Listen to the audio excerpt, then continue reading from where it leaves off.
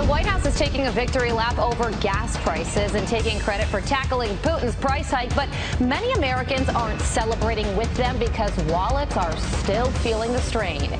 You're watching Fox and Friends First on this Thursday morning. I'm Carly Shimkus. Hi, friend. Hi. I'm Todd Pyro. It is not just gas prices that are higher than a year ago. The cost of food, energy, new cars, public transportation, airfare, all going up. So what are the Democrats doing about it? Well, they're pushing another massive spending bill, and we're finally hearing from Senator Kyrsten Sinema about it. Now we're about to hear from Aisha Hasni. She's live in D.C. Welcome back to the show, friend. Hey, good to be back. I know I miss you guys. Good morning to you. Good morning to everyone out there. Look, Democrats truly do feel like the tide is turning for them on a couple of fronts, and that includes gas prices. We're now seeing 50 days into what remains the fastest decline in gas prices in over a decade. Prices are coming down even as Putin's war continues to put pressure on global energy supplies. Okay, so yes, we are not paying $5 a gallon anymore, but we are still paying quite a bit. $4.13 today. Still more than what we were paying just a year ago. Meanwhile, Democrats still trying to pass that $740 billion tax and climate spending plan, but they've got one big hurdle. You're looking at her. Arizona Senator Kyrsten Sinema. Axios is reporting that she is worried about that 15% corporate tax piece, whether it's going to trickle down to workers. But get this. She's also calling for more climate spending. It's a big thing in her state of Arizona. A reminder, there's already nearly $400 billion in climate spending in this package, which Democrats say will bring inflation down. Republicans, of course, not buying it. The cause of the inflation is the Democrats' massive spending. Their solution is spend more and tax more. It's like throwing gasoline on a raging bonfire. It will only make inflation go up, not down.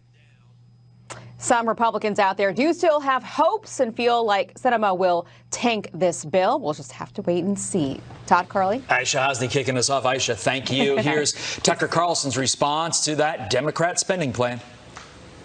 They don't care about inflation because they're rich and it doesn't affect them. In other words, they don't care about you at all. And by the way, this isn't just true of longstanding establishment figures in the Democratic Party.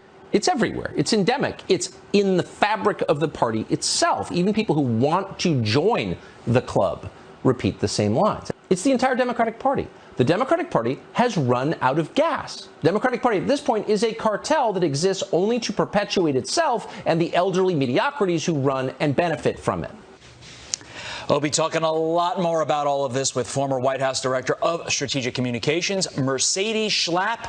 Don't miss it. 3 minutes after the hour now, FBI Director Christopher Wray will testify today before the Senate Judiciary Committee. Republicans expected to hammer him on the Hunter Biden investigation as the DOJ is accused of burying information and not taking enough action. Jonathan Fahey is a former federal prosecutor, former ICE director, and former DHS Deputy Assistant Secretary. Jonathan, good morning to you. And in a new background, no less, looks very cozy where you are right now. Here's Senator Ron Johnson on what FBI Director Christopher Wray might be expecting to hear later today. Watch this. It's important the American public understand the FBI had Hunter Biden's laptop in December of 2019. Here we are in end of July, early August of 2022. What have they done with it? So no, you can't trust this Department of Justice and FBI to get to the bottom of this. So the big question is he right? Is the FBI providing cover for Hunter Biden? And if so, what does that mean for the overall investigation? Well, it certainly looks like, the higher-ups may, in fact, have been slow-walking the investigation or doing other things. And what makes me think that is really the way they've treated other issues. They've politicized everything. And once you start politicizing issues, you lose trust. And that's why they have, I think there's 12 whistleblowers that have come forward, or I think that's the number. And that shows there's a crisis of confidence within the FBI, because when they believe their leadership is pursuing things for political ends rather than for public safety or the public interest, it corrodes the whole agency. And it really is concerning that, this investigation should be done fairly. Hunter Biden should be treated fairly, no better, no worse than anyone else. But there is great concern that he may, in fact, be treated better because of who he is. This is so deep, though, Jonathan. This goes beyond Hunter Biden. What other questions does Christopher Wray need to answer today about the integrity of his bureau? I think he has a lot of questions to answer to try to restore some integrity with the Bureau. I think one, Hunter Biden investigation, are these agents going to be free to ask the relevant questions? Because when you have somebody that's a target of an investigation, the natural questions that you would ask is who else knew, who else was involved, who else helped? And are they going to be free to ask those questions, or are they going to be stifled because the answers may lead a direction that's politically untenable? And that's a real concern. And the other questions he's going to ask is, why are you spending so much time on things like preventing moms from speaking at school board meetings when we have murder rates going through the roof? Why is that acceptable, but there's nothing being done to prevent people from intimidating Supreme Court justices? That's a good question to ask when there's actually a law in the books to prevent that. We haven't heard any answer to my knowledge. And in fact, this administration has actually encouraged people to break that law. So he has a lot of questions. He has a lot of work to do today. There's also this, Jonathan. Senator Lindsey Graham and 4 other Republican senators sent a letter to DHS Secretary Alejandro Mayorkas because they're worried that terrorists will be able to sneak across the southern border, especially terrorists from Afghanistan, in light of the killing of the leader of al-Qaeda. Here's what Senator Graham had to say on this front. Watch this. The 9/11 attackers came here, and a lot of them were visa overstays. So how could an attack on the United States be successful originated from Afghanistan? Come through a broken border. The Border Patrol is becoming a processing center of trying to process illegal immigrants by the hundreds of thousands, millions, which leaves a gap in our systems.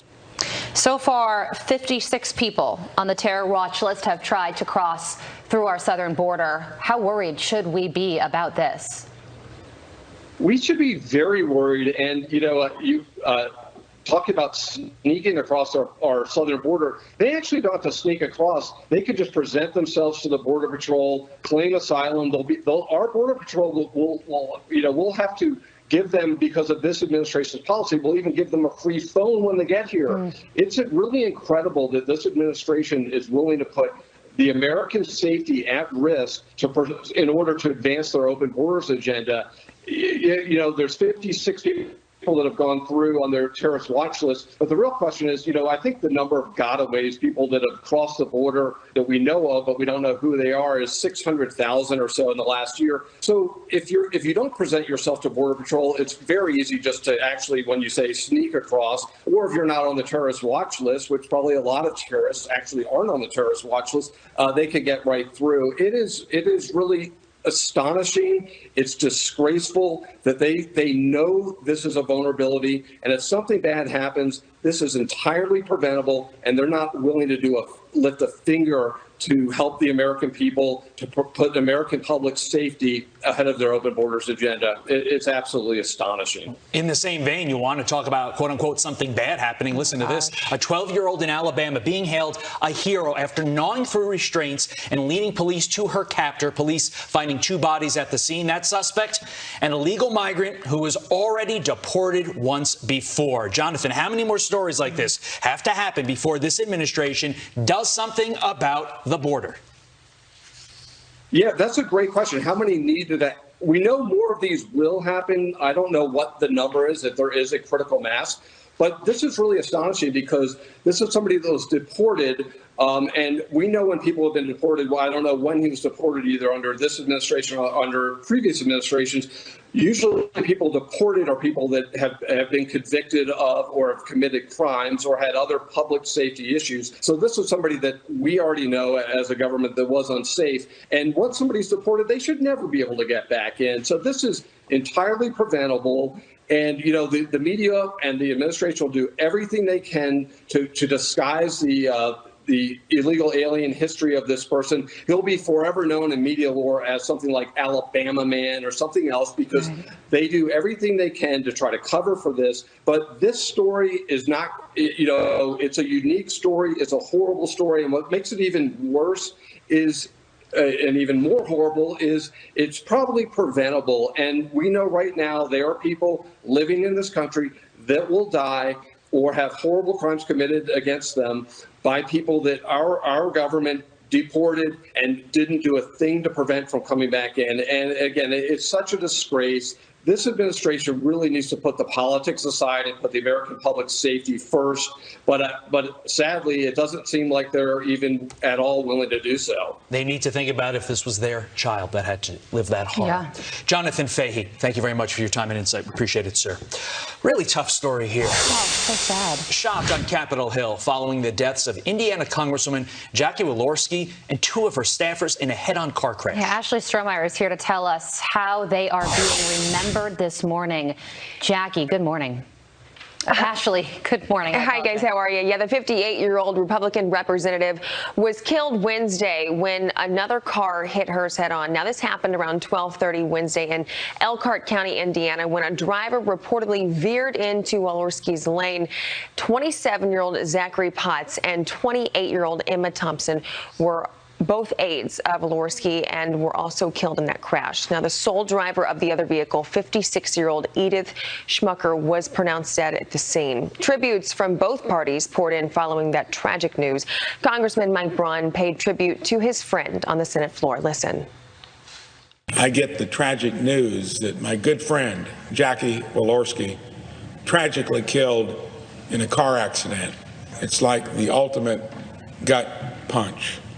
One of the first great Hoosiers I got to know. She will be missed, and our condolences to all of the families. Walorski's office released a statement saying her husband, Dean, was notified his wife was killed and said she has returned home to be with her Lord and Savior Jesus Christ. Please keep her family in your thoughts and prayers. President Biden ordered flags throughout Washington, D.C. be flown at half-staff and said, "We may have represented different parties and disagreed on many issues, but she was respected by members of both parties for her work on the House Ways and Means Committee on which she served." Former President Trump remembered her as a wonderful woman. Kevin McCarthy saying Jackie was a dear friend, trusted advisor, and the embodiment of integrity who achieved admiration and respect from all of her colleagues in the House. Walorski and her 2 aides were on their way back from looking into a medical device industry. The investigation into the deadly crash is still ongoing, but she is the 5th House member to die while serving in office this year, 3 of those being Republicans. Back to you guys. Yeah, absolutely shocking news to get yesterday, and so many Republicans and Democrats released statements honoring her life. So she was certainly beloved on Capitol Hill, as were her 2 aides. Ashley, thank you so much for joining us. All right, turning out of this, Paul Pelosi was a no-show in court for his DUI arraignment and was instead represented by his lawyer. Speaker Nancy Pelosi's husband pled not guilty to 2 counts of drunk driving 2 months after crashing his Porsche into a Jeep. A criminal complaint indicated Pelosi had a drug in his system the night he totaled his car, but Napa County prosecutors are now walking that one back. The night of his arrest, Pelosi allegedly blew a .082 on a breathalyzer, crashed into a fence, damaged a road sign, reeked of alcohol, and was slurring his speech. According to the criminal complaint, the 82-year-old faces up to 1 year of prison time for each count, or he could also have his license suspended. President Biden has just signed an executive order to make it easier for women to travel across state lines to get abortions, his second order on abortion rights since the Supreme Court overturned Roe versus Wade. Live Action President and author of Fighting for Life, Lila Rose, joins us now. Thanks so much, as always, for being here. I thought the Supreme Court said that abortion is a state issue. Isn't Biden trying to circumvent that here? Well, Biden is doing more than trying to circumvent the U.S. Supreme Court. He's trying to circumvent the U.S. Constitution. I mean, there is a constitutional right to life for all humans in this country. That includes the preborn. And what Biden is doing is absolutely disgusting. I mean, the president is literally trying to pay and help enable people to break their own state laws, to do danger to their own children, crossing state lines to ultimately have their own children killed. This is the farthest thing from following the Constitution and upholding our law. And it is absolutely brutal that the President of the United States is arranging to have this done. I mean, it's putting children in harm's way, and it's endangering women too. Yeah, on that note about endangering women, upon announcing this executive order, President Biden said that this would make sure that women receive medically necessary care. But Lila, there isn't a state in this country that would deny a woman abortion if it is medically necessary for them to survive. So why do you think he's using that language? Well, he's fear-mongering. This is what the abortion industry does to try to make abortion prevalent and accepted. They want to try to use extreme situations to justify abortion on demand in America. I mean, the Democrats' platform for abortion is abortion through all 9 months for any reason. This is President Biden's platform, abortion through all 9 months for any reason, tax-funded. The large majority of Americans are opposed to that. And then on top of that, this idea of a medically necessary abortion, there's a lot of misinformation about this right now. There are thousands of pro-life doctors who say we can treat both the mother and the child as patients and care for them both. And in medicine, the direct harm of the child, the direct and intentional taking of their life, is not medically necessary. Sometimes early delivery may be necessary or other treatments, but in this way, abortion is not medically necessary. So there's a tremendous amount of misinformation that the president is actually relying on to try to get public acceptance of these extraordinary and unconstitutional measures that he's pushing. Meantime, Lila, a lot of attention being paid to the quite surprising vote there in Kansas protecting abortion on Tuesday. Here's the president on that. Listen. Voters made it clear that politicians should not interfere with the fundamental rights of women. And the voters of Kansas sent a powerful signal that this fall the American people will vote to preserve and protect the right and refuse to let them be ripped away by politicians. And my administration has their back. What is your reaction to that midterm prediction by the president? He's wrong. It was confusion, manipulation, and lies, and millions of dollars from the pro-abortion side that prevailed in Kansas. And when the truth comes out about the humanity of the child in the womb, about the brutality of the abortion procedure, many people become pro-life, and they reject the extremism of the Democratic Party on abortion. Again, the Democratic Party on abortion is out of touch with the large majority of Americans, including many Democrats. They want abortion on demand through all 9 months. When people learn about this, they discover this, they reject that. So the president is relying, again, on a misinformation campaign, on friends and media that are pro-abortion to push an extreme agenda, because that's who helped elect him and who would maybe help re-elect him and other Democratic politicians. So I think the more the truth comes out, the more they will lose. And the reality here, and what Live Action, my organization, works to do, is just to expose the extremism here, as well as advocate for the value of human life and the right to life that we all share as human beings, which starts in the womb. It doesn't start at birth. Right. Lila Rose, thank you very much for your time. We appreciate it. Thank you so much. To the votes in Arizona, votes still being counted there for the GOP gubernatorial primary between Trump-backed Kari Lake and Mike Pence-backed Karen Taylor Robson. More results expected to come in today, with nearly 150,000 ballots left to process in Maricopa County alone. They knew there was an election, right? They weren't prepared for this? I knew, so they must have known. They must have. At a press conference, Lake declaring victory despite it still being too close to call. The winner will face Arizona Secretary of State Katie Hobbs in the general election come November. Hopefully they're ready for that. All right, more to come on that front for sure. Tennessee voters head to the polls today for their primary elections. Tennessee House Speaker Beth Harwell and Murray County Mayor Andy Ogles among a crowded Republican field in the 5th District, where retiring Democrat Congressman Jim Cooper's seat is up for grabs. In addition to that race, 3 Democrats battling in the primary race for governor. The winner will face incumbent Governor Bill Lee, who is running unopposed on the Republican side. An MMA fighter taking down an assault suspect right in the middle of a New York City street, and the whole thing caught on camera.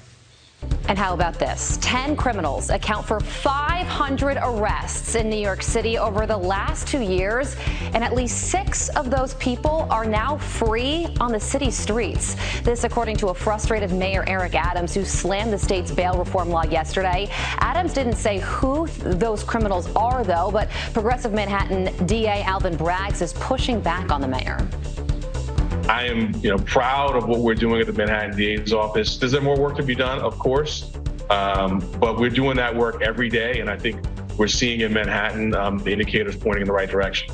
Well, Mayor Adams also revealing that 80% of those arrested for gun possession are back on the streets, which makes Mayor Adams wonder, quote, how do you take a gun law seriously when the overwhelming number are back on the street after carrying a gun? Good question. Todd, over to you. That is a good question, Carly. California school district going to spend $20,000 on a woke kindergarten consultant group. The group's curriculum includes anti-racist and anti-bias training, queer and trans liberation, and how to disrupt whiteness and colonial narratives. Dr. Houman Hoummadi, a California father, a school and board-certified medical doctor, joins me now. Doc, this consulting group not hiding the ball, literally. They call themselves woke kindergarten, call themselves global abolitionists. How harmful is it to expose a 5-year-old to this stuff? As a parent of a 6-year-old who just finished kindergarten several months ago, I'll tell you this. Children need, at that age, to be exposed to things that are age appropriate. They don't have the neurocognitive ability to make any sense of or process things that talk about these sorts of issues, right? At this age, they need to learn how to socialize. They need to learn how to play. They need to learn how to read and write. They need to learn how to do basic calculations, build things, and understand how the world works. Their brains are not accustomed to this. They're not able to process these things. And to them, these sorts of issues just simply take away from the very limited time they have in class, right? They're not in class 8 hours a day. They're maybe in class 3 or 4 hours a day. These issues take away from the ability for teachers to actually teach them what they need to learn and to give them time to play and socialize. I mean, this district decided to spend taxpayer money on this. Doesn't this district realize that while they're pushing this kind of nonsense, the Chinese are pushing things like, math and science, which are going to help them much better compete against us in the world economy? You would think that this would be an obvious thing, right, to focus on core academics as well as all the social aspects. You look at kindergarten reform, and there's actually a movement to really improve kindergarten. My own daughter's teacher, Mr. Kurt Schwengel, in the Santa Monica School District here where I am, he's pioneered something called Occupy Kindergarten. He's become nationally renowned. He's actually trying to make kindergarten reform by making kindergarten fun. He teaches units like Star Wars, Pirates, baseball, all sorts of things, right? Brings in these fun concepts to have the kids really engage with the curriculum. Doesn't bring in things that are age inappropriate, uses things that are actually fun for them that allows the kids to really grasp the material by bringing in these more adult topics, things that are actually, frankly, inappropriate, not just adult. They take away from that ability. They tell the kids, let's focus on things that bring in negativity and call them to question everything they're believing, right? And to me, that's not productive for the kids. It's actually taking away from their ability to learn and be kids. California is the least literate state in the nation. As two people who went through part of the UC system, both of us did UCLA for a time in our educations. Why is all this shenanigan happening there in California?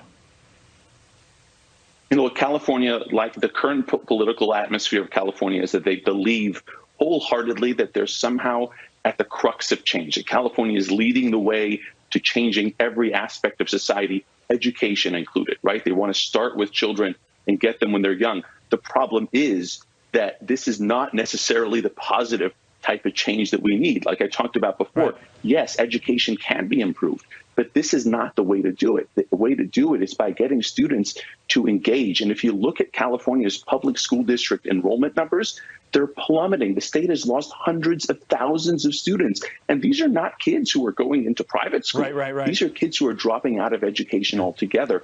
What does that mean for us? It means we're going to get more poverty, more homelessness, greater economic inequalities, things that they talk about combating, but they're actually contributing to it by simply driving kids out of the public school system and into nothing. Got to leave it there. Dr. Houman Hoummadi, I use shenanigan as a singular. I blame the California public school system for that lapse. That was poor on my part. Dr. Hoummadi, thank you. Fox News alert now. China just firing precision missiles. We begin with a Fox News alert. Taiwan's defense ministry says China just fired multiple missiles into the Taiwan Strait as part of their military drills in response to Speaker Pelosi's visit. And sources are now telling our own Brooke Singman that Beijing could carry out an invasion of Taiwan before the 2024 election. She's here live with the exclusive details. Brooke. Hey, good morning, guys. China could invade Taiwan within the next 18 months. Now, that's according to sources familiar with U.S. intelligence and intel from our allies in the Indo-Pacific. Now, those sources are telling me that there is a particularly dangerous window of opportunity of a Chinese invasion of Taiwan. It could come between the meeting of the National Congress of the Chinese Communist Party this November and the 2024 U.S. presidential election. The revelations come on the heels of House Speaker Nancy Pelosi's controversial visit to Taipei. The Chinese Defense Ministry releasing a map of 6 zones surrounding the island, and Beijing reportedly is conducting live-fire military drills within 12 miles of the island right now. State-controlled media outlet The Global Times, which acts as a mouthpiece for the CCP, reporting, quote, conventional missiles are expected to fly over the island of Taiwan for the first time. White House National Security Council official telling me that the U.S., quote, will not seek and does not want a crisis. The official saying the Biden administration is, quote, prepared to manage what Beijing chooses to do. We will not engage in saber rattling, and we're not looking to escalate. The official at the same time says they are going to be steady and resolute and will continue to support Taiwan and to defend a free and open Indo-Pacific. But the administration is still refusing to comment on Biden's support for Pelosi's trip, while Republicans applaud the speaker's aggression. Watch this. Mitch McConnell said, I think it's important for the speaker to go to Taiwan. Lindsey Graham said the idea of her going is a good thing. Chuck Grassley, I'm sure glad that she went. Is President Biden just worried about hurting Xi's feelings? Why is it so hard for the president just to say, she's a brave trailblazer, and I think it's great that she went? Like so many others. The president thinks that the Speaker Pelosi is a great trailblazer. Look, I mean, think that it was good that she went? I mean, that's not how it works. And guys, Taiwan's defense ministry now says its military will continue to reinforce its alertness level and will react appropriately to what they call the enemy situation. Carly, Todd. Brooke, great work getting us all that information. We appreciate it. Absolutely. GOP Senator Rand Paul leads the first ever hearing on gain-of-function research as he works to pin down the origins of COVID-19. The senator was joined by several expert witnesses yesterday who believe it is unlikely that the virus came from a natural origin. There is no dispositive evidence the pandemic began as a spillover of a natural virus in a market. All evidence is consistent with a laboratory-acquired infection. Senator Paul also going after top infectious disease expert Dr. Anthony Fauci for misleading the American people. Dr. Fauci has been lying to us. The 3 scientists agreed that this was dangerous research. 2 out of the 3 absolutely said it was gain of function. The 3rd said it was dangerous research and should have gone before a committee. Nobody reviewed the research. There still seems to be a significant lack of curiosity on the part of Democrats. Many Republicans, like Paul, believing COVID's origins could be traced to a research lab in Wuhan, China. Did you hear this? Florida Governor Ron DeSantis keeps winning. His state's business growth doubling New York's in 2021. More than 630,000 new businesses opened in the Sunshine State last year. This compared to the 309,000 that opened in New York. A majority of those Florida businesses setting up shop in Miami-Dade County, followed by Broward and Palm Beach counties. Red states like Florida recovering much faster than their Democrat-led counterparts, thanks in part to things like Governor DeSantis' firm stance against pandemic-related shutdowns. That same anti-woke common sense agenda helping Governor Glenn Youngkin flip Virginia, and he predicts this message will also help Republicans take control of Congress this November. Watch. It's not just Republicans. We want independents, and we want a bunch of Democrats, because these common sense conservative solutions to everyday challenges are what voters are worried about.